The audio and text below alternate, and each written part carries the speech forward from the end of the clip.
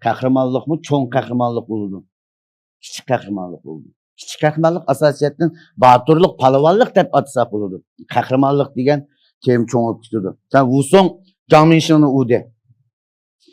Şununla Wusong'un ikinci baxt duygusuga çömgen hayatı muşu fuşini kıvatkan vaxtıda ceza müddetini ötevatkan vaxtı yetip geldi.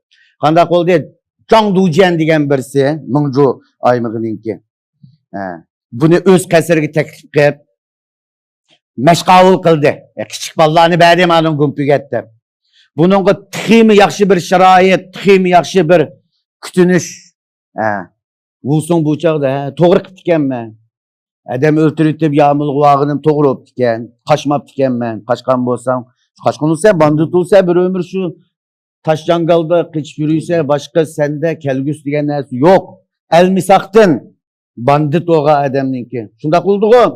Wusong nayt xo'sha uning ustiga bir qizval bilan aka singil deyishib bir-biriga ko'ngil tushgandek bu yerda bu Wusong cho'ngib birinchi bu yerda buning muhabbat tuyg'ulari o'zini bilmagan holda uyg'unib bo'layotgan chog'da bu shundoq zarbaga uchradiki